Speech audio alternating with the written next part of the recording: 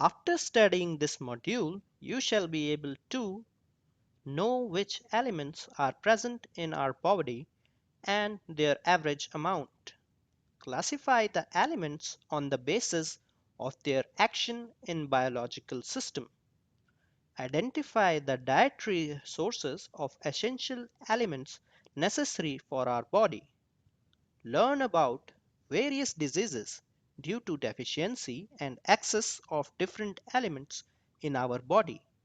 In this module, we shall be discussing about the various elements present in our body which play an important role in our biological systems. These elements are classified into essential, non essential, trace, and toxic.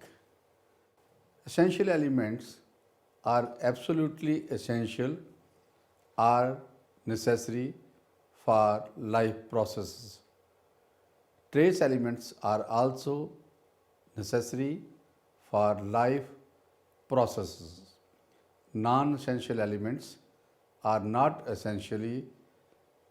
If they are absent, other elements may serve the same function. Toxic elements disturb the natural functions of the biological systems. Some of the trace elements like iron, copper, zinc, iodine, manganese, cobalt, etc., are also essential for life processes, whereas elements like lead, mercury, cadmium are toxic. We shall study some of these elements and their role in biological systems in detail. Let us begin with understanding the different elements present in our body. Consider the contents of the elements in the body of an average healthy person weighing 70 kg. It has been established that more than half of the total weight of an average man is accounted by oxygen. The amount of various elements in our body are oxygen, carbon, hydrogen, nitrogen, phosphorus, calcium, potassium, sodium, and lesser amounts of magnesium, iron, and zinc are shown. Let's say in our body, elements amounts of oxygen is 45.5 kilogram, carbon 12.6 kilogram, hydrogen 7.0 kilogram, nitrogen 2.10 kilogram, phosphorus 700 grams, calcium 1.05 kilogram, potassium 140 gram, sodium 105 gram, magnesium 35 gram, iron 4.2 gram, zinc 2.3 gram. You can notice that the content of rest of the metals does not exceed 1 gram, particularly copper, which is 0.11 gram, and manganese 0.02 gram. Therefore, only 2% of the human body is composed of metals, but much of the life depends on them. Metal ions in the biological system. Metal ions, their excess and deficiency. Concentration of metal ions in our system is controlled within very fine limits. This control is generally exercised by certain biological complexing agents. The deficiency or excess of metal ions causes disorders, which leads to various diseases. This can be seen in figure. Calcium. Calcium is a critical element in all animals and human beings. A healthy human adult has about 1.05 kilogram calcium, of which 99% exist as phosphates, resembling the mineral hydroxyapatite in bones and teeth. The small remainder is in cellular fluids, existing in partly ionized and protein bound forms. The primary dietary source of calcium is milk, with smaller amounts derived from meat, fish, and eggs, and still less from non dairy foods such as nuts, fruits, beans, etc. Dietary deficiency of calcium is not a common problem in nations with high dairy production and protein intake, particularly since normal individuals can regulate intestinal absorption and renal conservation mechanism with great precision. Hence, human health problems related to geochemical distribution of calcium, its entry into the human food chain, and its bioavailability are relatively uncommon. Exceptions include very poor diets, such as those low in milk and animal proteins, or unusual physiological problems, other illness, such as intestinal malabsorption. In case of excess calcium, it comes into the blood as calcium is rejected by the cell and its salts are not soluble. So, excess of calcium leads to the formation of stones, hardening of arteries, and cataracts in the eye. Magnesium. Magnesium, an abundant element in the Earth's crust, is vital to both plant and animal life. Chlorophyll pigment in plants is a magnesium porphyrin complex. All enzymatic reactions in animals that are catalyzed by ATP, adenosine triphosphate, require magnesium as a cofactor.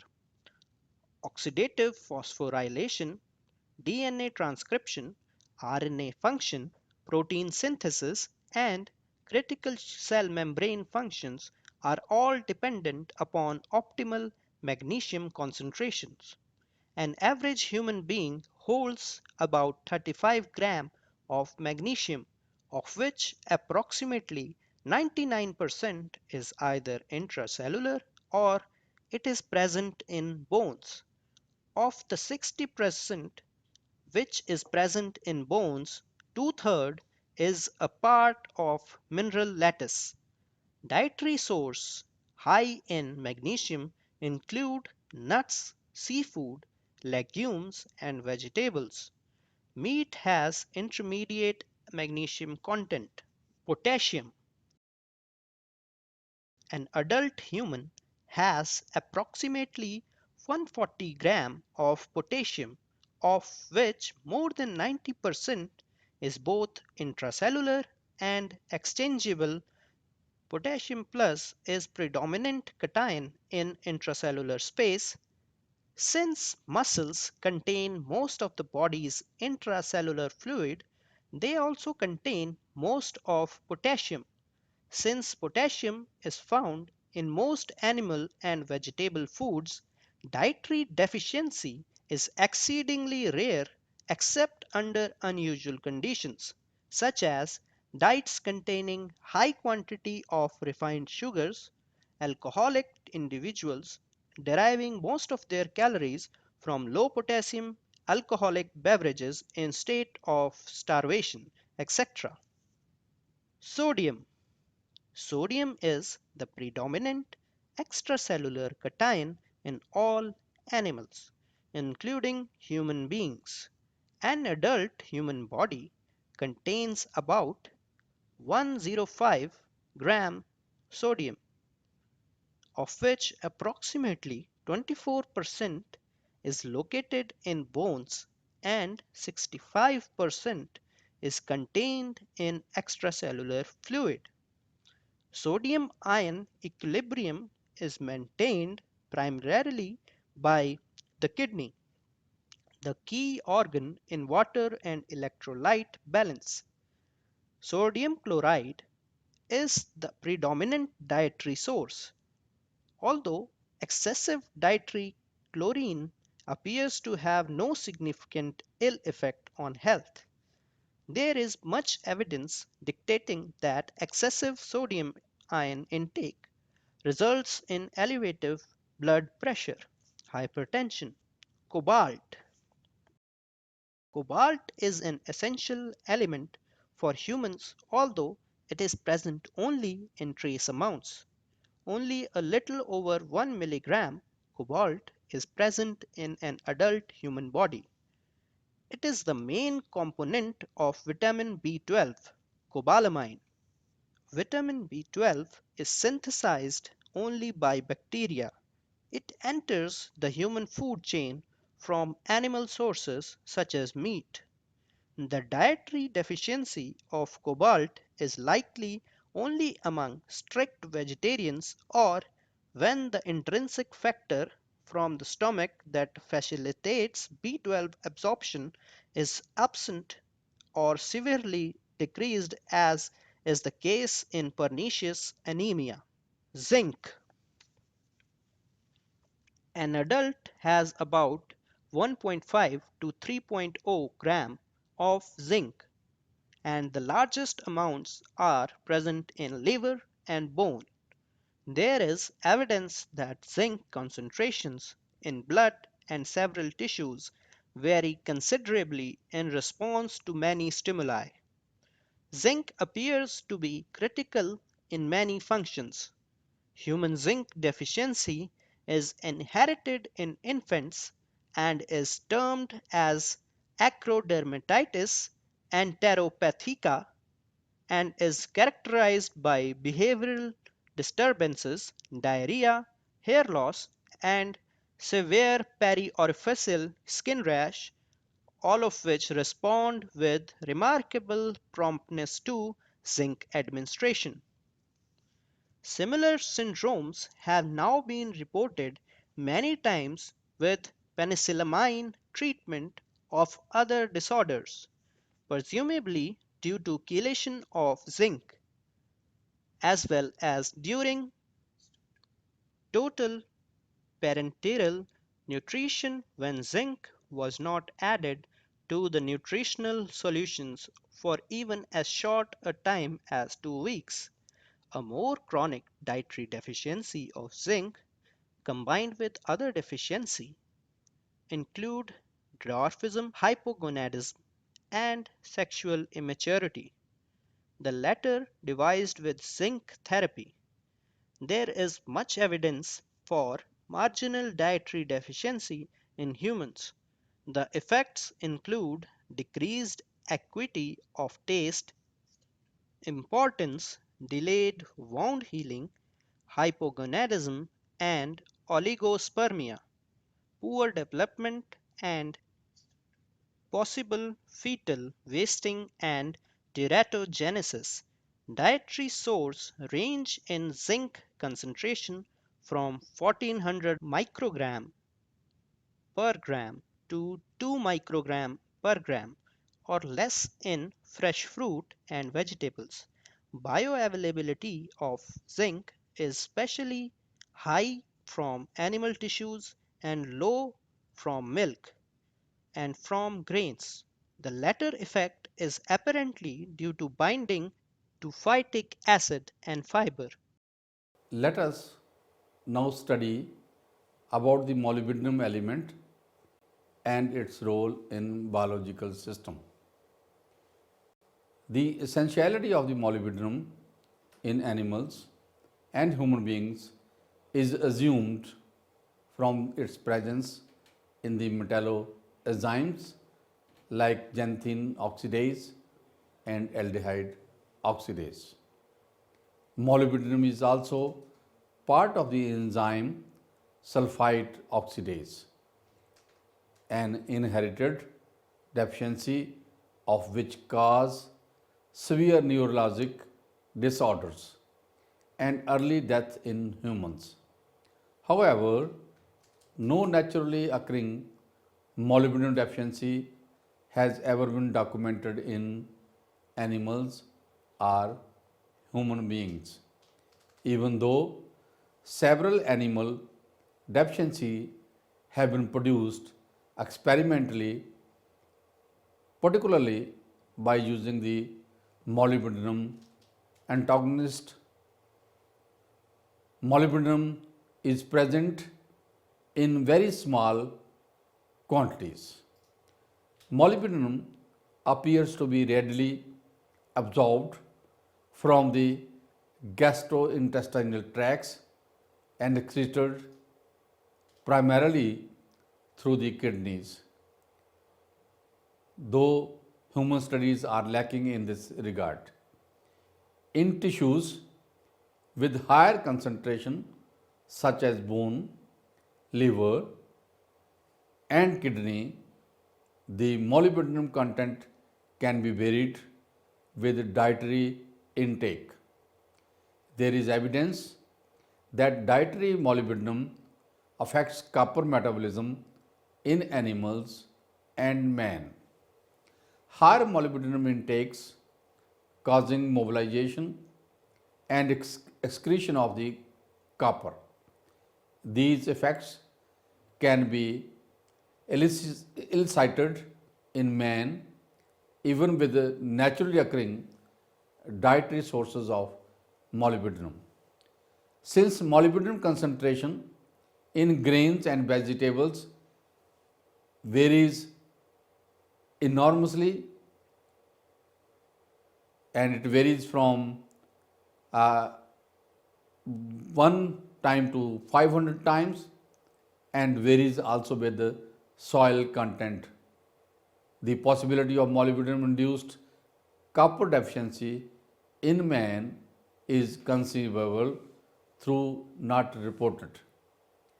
Now, moving to chromium element. The designation of chromium as an element essential to animals and human beings is quite recent. The major biological functions of chromium is an integral part of an organic complex originally isolated from yeast, termed as glucose tolerance factor, we can say GTF. This complex apparently includes 1 in chromium 3 oxygen state and 2 nicotinic acid molecules, and may coordinate with 3 amino acid molecules, most probably glycine, cysteine, and glutamic acid. Experimental data indicates that glucose tolerance factor functions in conjunction with insulin and may in fact aid in binding insulin to sites of action. Other activities apparently include a lowering of serum cholesterol and triglycerides. An adult human has about 6 milligrams of chromium. Chromium in trivalent oxygen state is absorbed in the upper gastrointestinal tract, but only in very small amounts. But however, hexavalent chromium is better absorbed. However, the trivalent chromium is biologically active, which is an essential element. Trivalent chromium as glucose tolerance factor is apparently absorbed much better. Thus, conversion of glucose tolerance factor in the gastrointestinal tract may be important and may vary with age of the individual.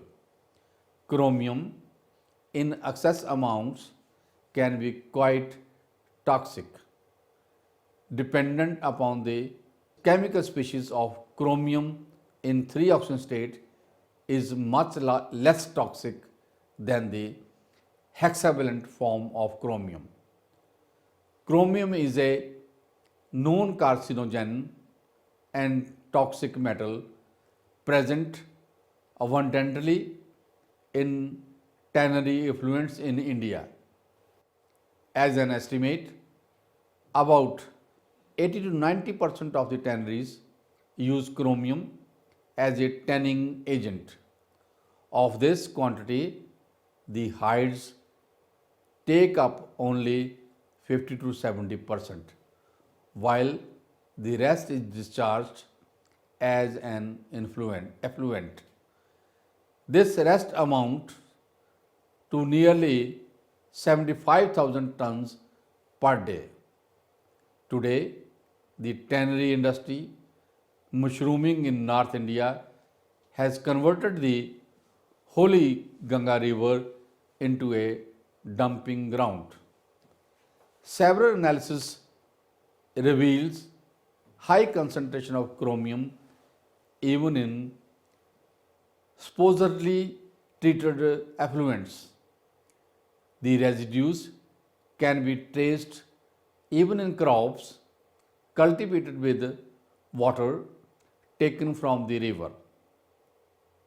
The Department of Environment has identified the tannery industry as the biggest pollutant across the country.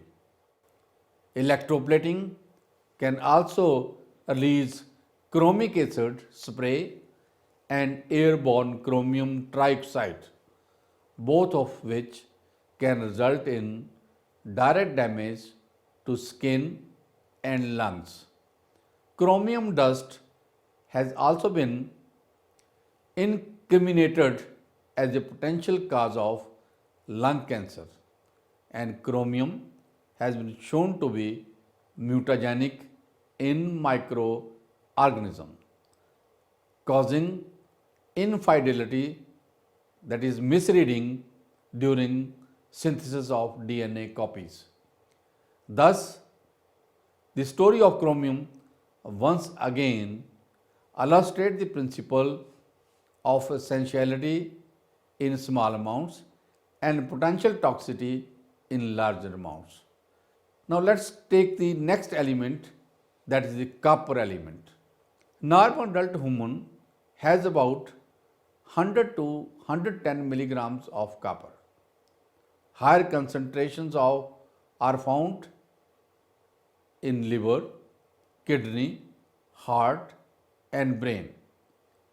The prototype functional deficiency of copper in humans is an X-linked inherited disorder called Menkes syndrome, that is kinky or stilly hair syndrome. Copper insufficiently was first suspected by analogy with the abnormal bull in copper deficient sheep. The defect appears to be decreased gastrointestinal absorption and cellular utilization of copper.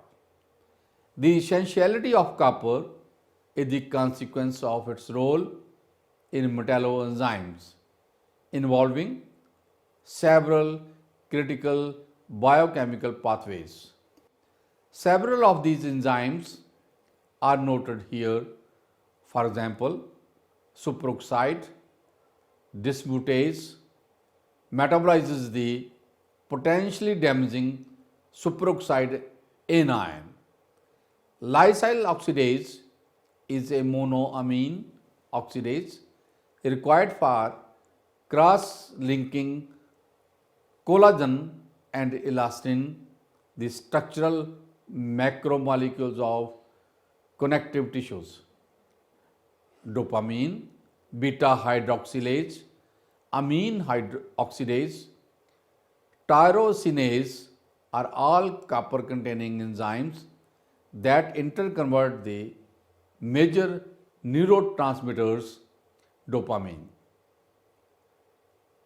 noradrenaline, and adrenaline, probably accounting for the high concentration of copper in the brain.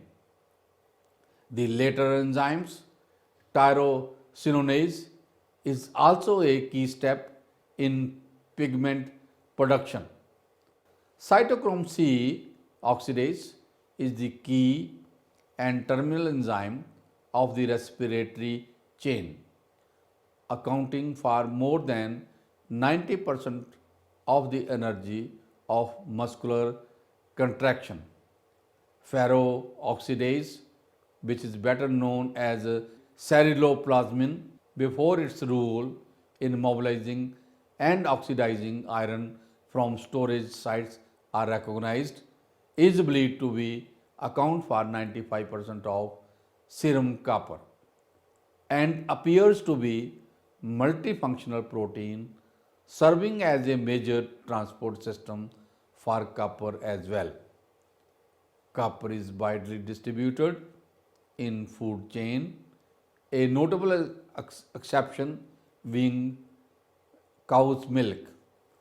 Copper concentration ranges from 20 to 60 microgram per gram in animal tissues to less than 2 microgram per gram in leafy green vegetables and fruits to less than 0.2 microgram per gram in cow's milk, which is much less than in human milk. Infants, especially if premature and not breastfed, are therefore more susceptible to dietary deficiencies. Excess loss of copper from gastrointestinal tract due to diarrhea is the most common precipitating factor. In Wilson disease, copper concentration increases up to 100 times greater than normal. Copper is accumulated in a number of tissues, but in particular is found in the liver, brain, and kidney, which leads to liver and kidney failure and various neurological abnormalities. Death results if the condition is not recognized and treated. Now, the summary of this module. In this module, we have studied about the various elements present in our body which play an important role in our biological system. These elements are classified into four categories: essential, non-essential, trace, and toxic. Essential elements are absolutely essential, are necessary for life process. Trace elements are also necessary for life process. Non-essential elements are not essential. If they are absent, other elements may serve the same function. Toxic elements disturb the natural functions of the biological system. Some of the trace elements like iron, copper, zinc, iodine, manganese, cobalt, etc. are also essential for life process, whereas elements like lead, mercury, and cadmium are toxic. Note that no common element is toxic at levels normally encountered through almost anything can be harmful at very high concentration. Concentration of the metal ions in human being system is controlled within very fine limits. The deficiency or excess of metal ions cause disorder which leads to various diseases. So this module has made you aware of the various type of the elements associated with the biological systems and how the deficiency or excess of metal ions cause disorder which lead to various diseases.